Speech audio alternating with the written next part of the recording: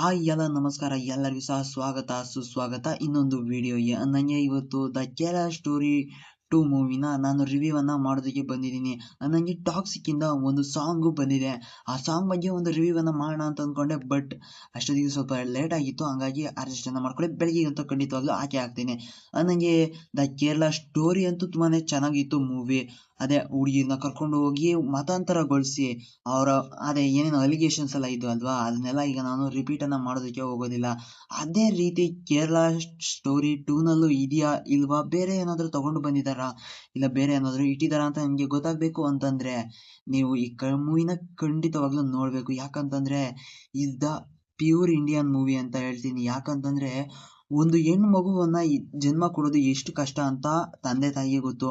ಆದ್ರೆ ಈ ಲವ್ ಜಿಹಾದ್ ಅನ್ನೋ ಹೆಸರಿನಲ್ಲಿ ಇವ್ರು ಕರ್ಕೊಂಡು ಹೋಗಿ ಮತಾಂತರಗೊಳಿಸಿ ಅವರಿಂದ ಬೇರೆ ಬೇರೆ ತರದ ಕೆಲಸಗಳನ್ನ ಮಾಡಿಸ್ತಾ ಇರೋದು ಇದು ತಪ್ಪು. ಅದು ಬೆಳಕಿಗೆ ಬರ್ತಾ ಇದೆಯೋ ಇಲ್ಲ ಅಲ್ಲೇನೆ ಇದೆಯೋ ಅನ್ನೋದು ಈ ಮೂವಿ ತುಂಬಾನೇ ಚೆನ್ನಾಗಿ ಬ್ಲೆಂಡ್ ಅನ್ನ ಮಾಡಿದ್ದಾರೆ.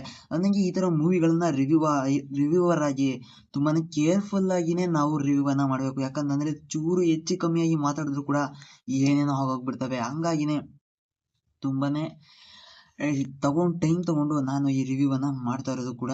ನನಗೆ 3 ಜನ ಹುಡುಗಿರು ಇರ್ತಾರೆ. ಆ ಹುಡುಗಿರಿಗೆ ಒಬ್ಬೊಬ್ರ ಮೇಲೆ ಲವ್ ಆಗುತ್ತೆ.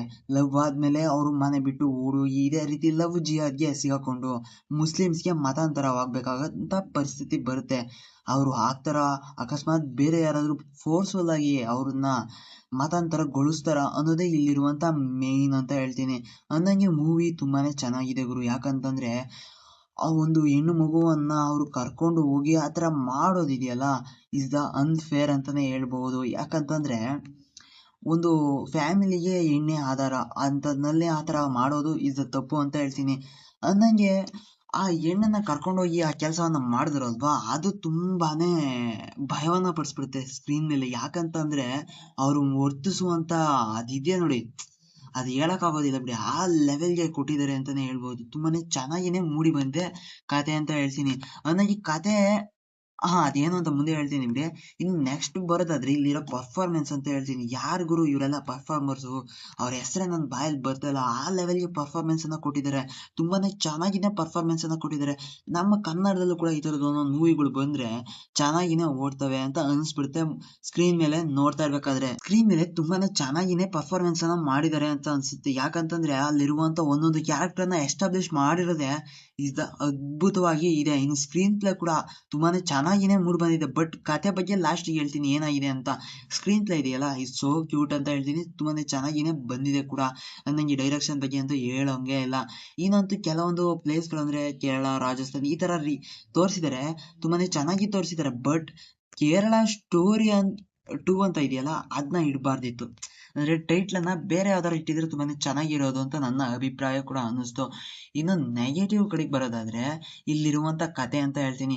ನನಗೆ ನಾವು ಮುಂಚಿಂದನೂ ನೋಡಿರ್ತೀವಿ ಕತೆಗಳನ್ನ. ಅಂದ್ರೆ ಮಾಮೂಲಿಯಾಗಿ ಲವ್ ಮಾಡೋದು, ಅವನೇನೋ ಕೆಟ್ಟ ಕೆಲಸ ಮಾಡೋದು, ಇಲ್ಲ ಬೇರೆ ಏನಾದ್ರು ಮಾಡೋದು, ಇಲ್ಲ ಸಾಯಿಸೋದು ಹುಡುಗಿನ, ಈ ರೀತಿ ಮಾಡಿರೋದು ತುಂಬಾನೇ ಹಳೆ ಕತೆ ಆಗೋಯ್ತು.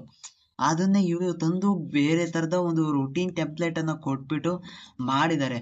ಅದಲ್ದಲೆ BGM ಇನ್ನೂ ಸ್ವಲ್ಪ ಬರ್ಬೇಕಿತ್ತು. BGM ಅಂದ್ರೆ ಕಮ್ಮಿ ಆಗೋಯ್ತು BGM ಅಂತ ಅನಿಸ್ತು ನನಗೆ. ಅದ್ ಬಿಟ್ರೆ ಇನ್ನೇನು ಕೂಡ ಅಂತದೇನೂ ಇಲ್ಲ. ತುಂಬಾನೇ ಚೆನ್ನಾಗಿನೇ ಮಾಡಿದ್ದಾರೆ ಮೂವಿನ ಅಂತ ಅನಿಸ್ತು. ಎನಿವೆ ಈ ಮೂವಿ ಬಗ್ಗೆ ನಾನು ಇಷ್ಟೇನೆ ಹೇಳ್ಬೇಕು ಅಂತ ಅನ್ಕೊಂಡಿದ್ದು. ಮಾತ್ರ ಪರ್ಫಾರ್ಮೆನ್ಸ್ ಇದೆಯಲ್ಲ, ಅದ್ಭುತ ಬಿಡಿ. ಎಲ್ಲರೂ ಕೂಡ ಅದ್ರ ಬಗ್ಗೆ 2 ಮಾತಿಲ್ಲ ಗುರು. ತುಂಬಾನೇ ಚೆನ್ನಾಗಿನೇ ಪರ್ಫಾರ್ಮೆನ್ಸ್ ಅನ್ನ ಮಾಡಿದ್ದಾರೆ. ಎನಿವೆ ನೆಕ್ಸ್ಟ್ ನಾನು ಇಂಥದ್ದೇ ಒಂದು ಬ್ಯೂಟಿಫುಲ್ ಮೂವಿ ರಿವ್ಯೂ ಅಲ್ಲಿ ಸಿಗ್ತೀನಿ, ಇಲ್ಲ ಯಾವ್ದಾದ್ರು ಒಂದು ವಿಡಿಯೋದಲ್ಲಿ ಸಿಗ್ತೀನಿ. Still watching, take it Dilip.